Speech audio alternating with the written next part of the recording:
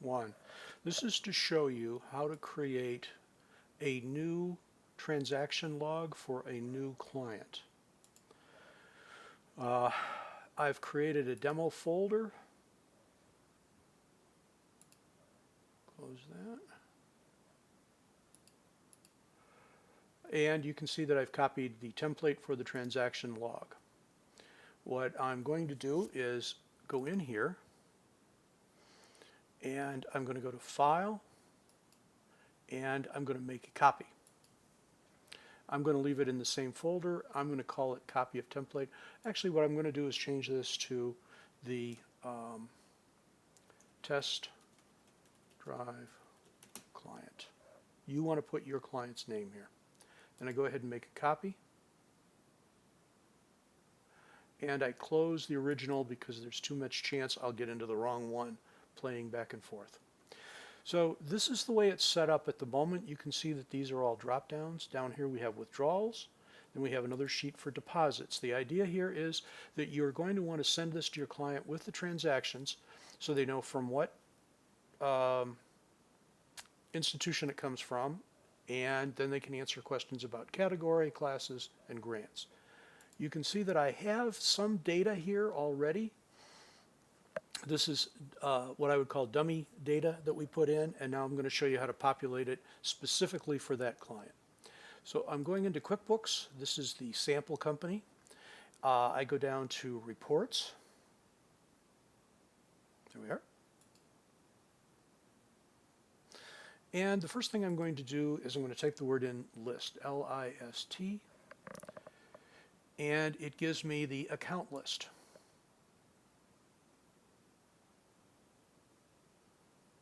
Maybe.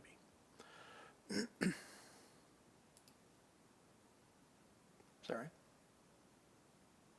There we are. And now I simply export to Excel. This is the list of all accounts. It has balances for balance sheet accounts, and it has by type. And you can see it's downloaded here. Now I go back to my report list, and I type the word list in again, and I don't see what I want. There it is. So I want to download the class list now. And you can see it lists all of my classes. So now I simply download that. I export to Excel. All right, now we go back to the demo folder.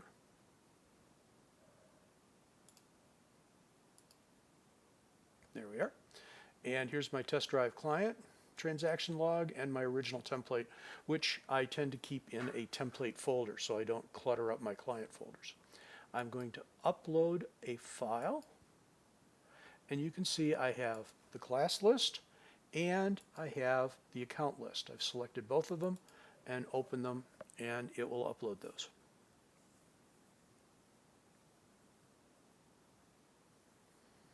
Good enough. So let's go. I'm going to actually just delete this to get it out of the way because it was a copy of something that I had previously. So I'm going to go into the test drive client. Close this. Go to the lookup. Now, my financial institutions. If you go back and look to Craig's Landscaping, go to banking, banking. I have a checking account, checking, savings, MasterCard. Go to here, so I have checking, savings, MasterCard, because that is how the client has defined those.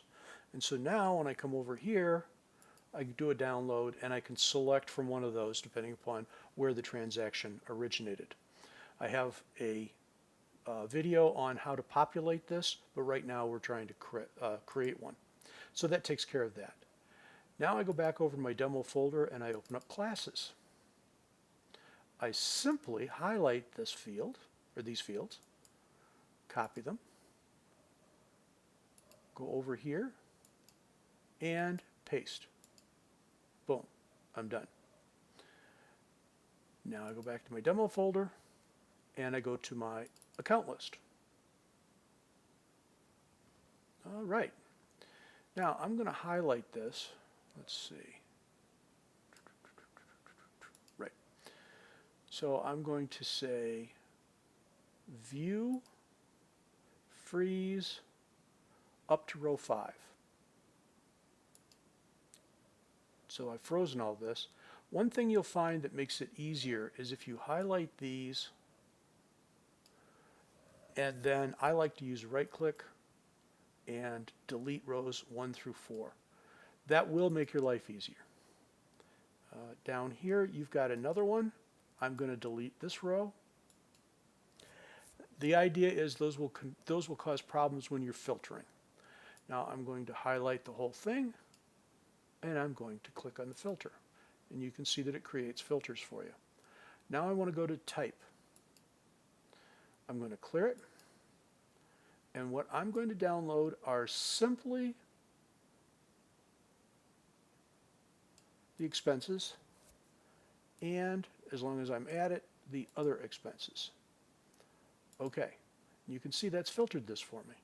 So now I simply highlight the accounts, the categories, copy them. I go back over to my test drive client here, and I'm going to replace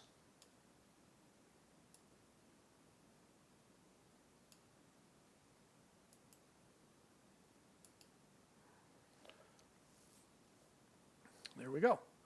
And for grants, I would handwrite those because we don't have too many of them. What I do there is go to projects. I can't do that in the sample company because the project functionality does not work here. But that's what happens. You know what your grants are.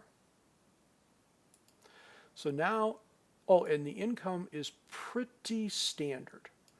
So I don't bother changing this. And then if the client has something different than what I have here on their spreadsheet, then I do exactly the same thing I would have done here. Let's go ahead and do that for grins. Let's go to the, nope, close that so I don't get into it again. There we are. Now we're going to go to type, clear, and I'm looking for income. And I might be looking for other income. So now I simply highlight this, copy it, go back to my test drive, go up here, and paste. Boom.